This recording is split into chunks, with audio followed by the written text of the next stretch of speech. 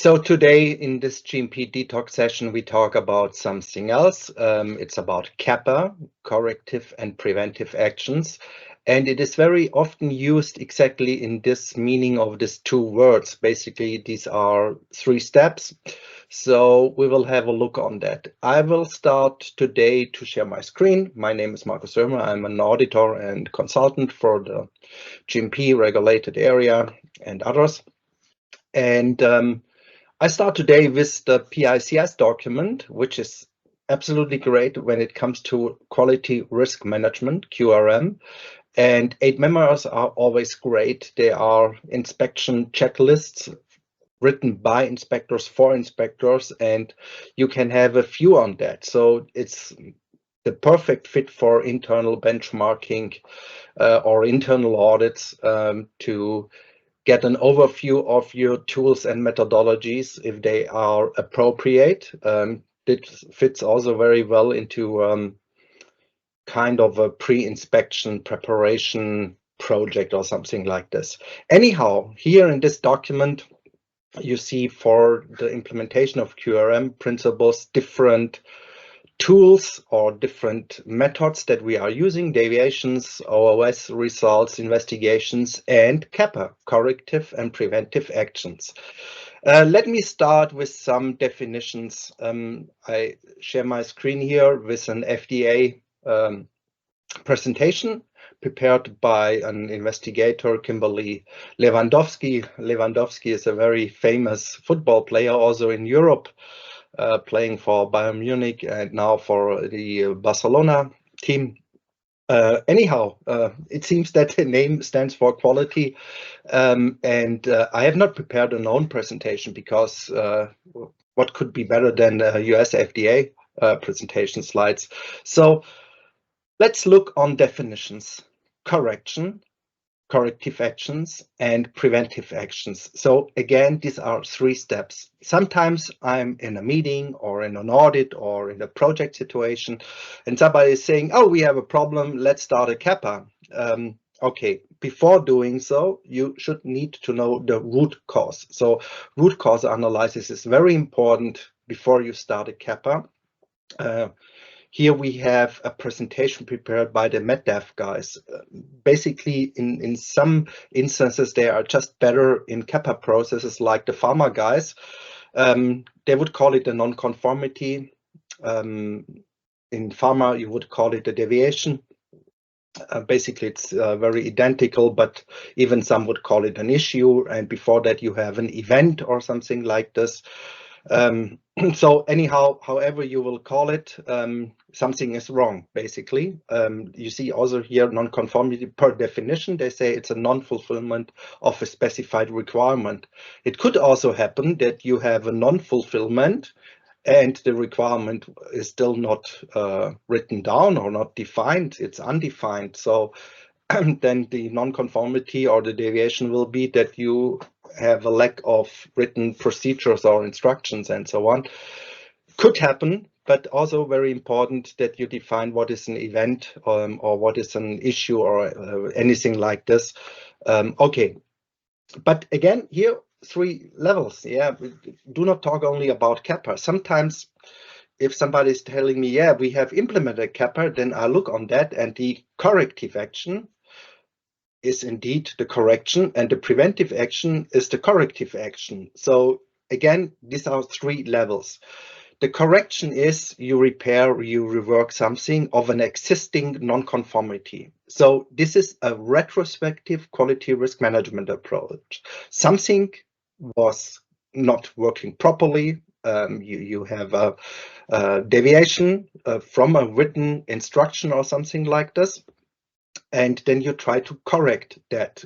Some call it also an immediate action. You want to rescue the batch or the product, maybe to put it again within the acceptance criteria, whatever is possible. Sometimes a correction is not possible. Then we have also the corrective action in the 2nd level. This action is something which has a preventive nature also, like a preventive action. So you have an existing non-conformity and you want to prevent the recurrence. In German, sometimes it's said you can do an error or mistake once, but not twice. And basically, that's just a good rule. Sometimes it does not work, but the rule itself is quite very good. So the corrective action is preventing the recurrence of the same non-conformity or of the same deviation. A preventive action is you don't have a non-conformity deviation. It's only potential. So now you get directly into Champions League of quality management, quality systems, that you have a prospective quality risk management approach. So you want to prevent the occurrence of a potential deviation that you might think that it could happen. These are the three levels. Sometimes I must read in some SOPs that requirements like timing requirements saying CAPAs should be closed in 30 days. Basically, this requirement is a little bit stupid because you could have preventive actions that the implementation takes you 6 months or something like this. Please think also about the effectiveness checks of CAPAs that could be also a year later or 2 years later. Anyhow, we just want to get away from this kind of root cause of 80% are human errors, and then you do some corrective actions, you retrain the people. This is not a good approach. That's not common sense. That's not best practice how to do that, right? So it is to prevent recurrence and to prevent occurrence from potential deviations. What is also interesting in this presentation is going to slide number 11. It's here. That not every complaint must trigger a CAPA by default, and not every deviation or non-conformance is triggering a CAPA. It's not a one-to-one relationship or something like that. It could also be an end-to-end relationship, or that you say we can't do a correction, or you can only do a correction. So there are different variants. All of them are possible. So don't limit yourself within an SOP to make it too restrictive. There should be a way for different situations, different options. For a good example, I was going again to AI, to Gemini, provided from Google.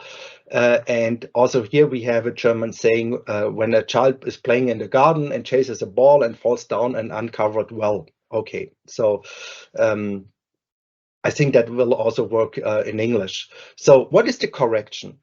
First of all, the correction is the immediate response to the situation. In this case, we're calling the emergency services. We will try to secure the child and to get the child out of the well, checking if the child is okay. We don't know how far the falling height is indeed, if it's 2 meters or 15 meters, I don't know the well. But first of all, you do an immediate action to rescue the situation. That's the correction. The corrective action now would be if you look into your garden and you say, okay, that was here the well. So you could put a fence around of that to prevent that nobody is falling down the well again. So that would be the corrective action. So this is something that happened and you prevent the occurrence of that. That's the corrective action. The preventive action is something I do not totally agree with what Gemini is saying, teaching other children that the well is a dangerous area or something like this. That's not the idea of a preventive action. I would go into the garden, look around, and I would like to see if there are other risk areas. There could be, for example, a wall or something like this. There could be garden machines, instruments, equipment laying around, not protected or something like this. I don't know, there could be a tiger or a lion in the garden. So this deviation, this non-conformity still didn't happen, but you look around and you could say, what could also happen in this area or in different other areas? Or do I have also possible problems in my house, because if I let the child playing outside in the garden without having an eye on that, and I have there a well which I do not have a secured area around that, I could also have different risks within my house or in my on the street or whatever. So you just widen the view, and that's the preventive action. So again, I just want to make a simple example on that. What is a CAPA? Corrective actions, preventive actions, and before that, it's a correction. So these are 3 levels. Maybe this example is helpful to understand that. And I just see that people are directly jumping to CAPA and really using it as a 2 steps approach. We could talk about hours about root cause analysis, whatever you take, 5Y and Ishikawa diagram or whatever, and about quality risk management. But today, just be clear in the definition of corrective and preventive actions, and that you have there also the CAPA process, like here in the definitions of the US FDA. Okay, thanks so much. Have a great day.